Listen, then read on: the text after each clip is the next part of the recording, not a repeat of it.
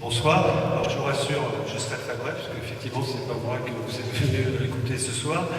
Je voulais quand même m'associer aux remerciements, parce qu'effectivement, de vous voir si nombreux, je pense que ça témoigne de l'intérêt de la conférence de ce soir, donc consacrée aux nouveaux défis posés à l'Église d'aujourd'hui. J'ai presque envie de dire aussi à celle de demain, tant il est vrai que les défis sont assez importants. Et il n'est pas sûr qu'on puisse les résoudre rapidement.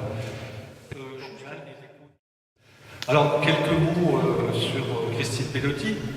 Christine Pedotti, je voulais dire, c'est une intellectuelle catholique. Voilà.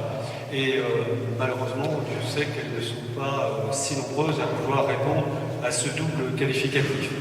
Petite précision, Christine Pedotti n'est pas parisienne, comme d'aucuns voudraient l'étiqueter, mais elle est née dans les Ardennes. Alors je ne sais pas si c'est le climat des Ardennes qui lui donne peut-être cette réserve ou cette discrétion naturelle, elle nous dira.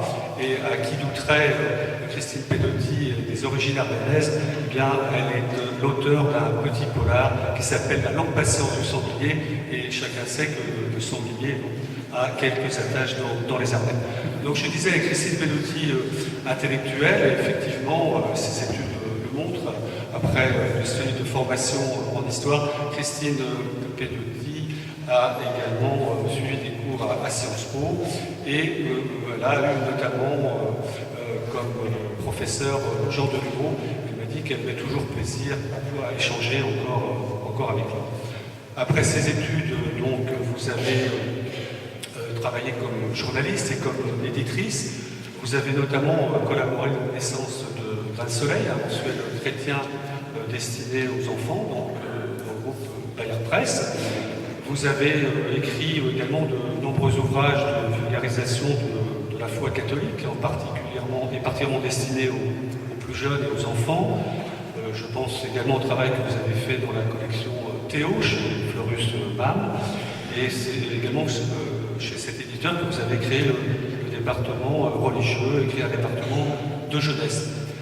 Et puis, en fait, vous êtes sorti, j'allais dire, de l'ombre que votre discrétion naturelle affectionne. C'est en 2008.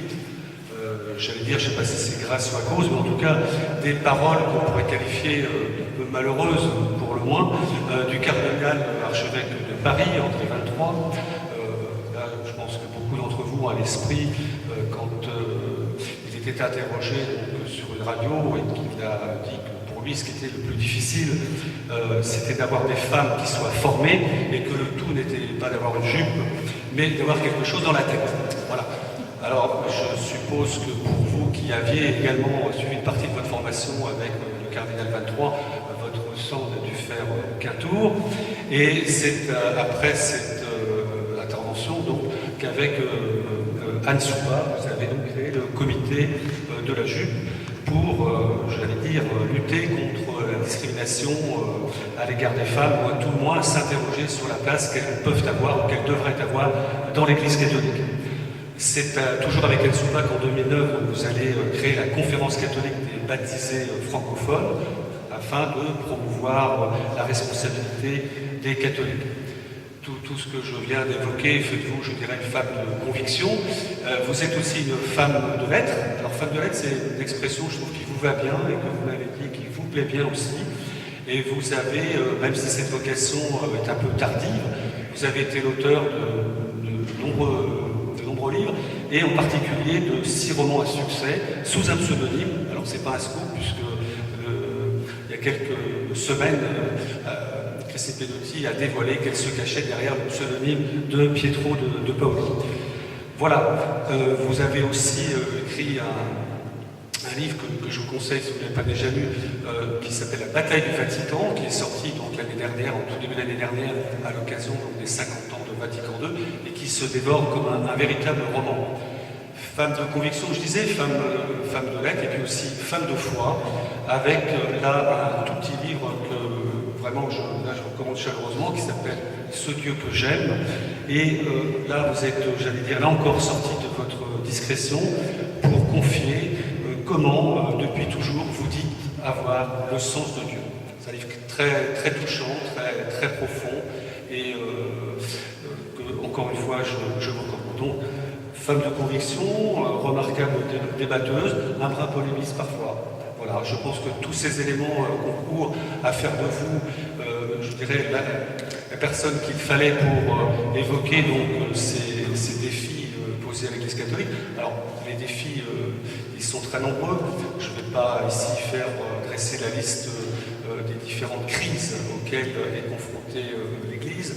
Alors, crise, c'est un mot, malheureusement, que l'on entend quasiment tous les jours, plusieurs fois par jour, tant il est relié à la crise économique, mais la crise de l'Église aussi, elle est bien réelle et date déjà depuis pas mal d'années. Une crise qu'on peut résumer en quelques mots, c'est à la fois une crise de confiance, une crise de crédibilité, et vous ajoutez même dans l'un de vos derniers livres, faut-il faire Vatican III, une crise d'honneur.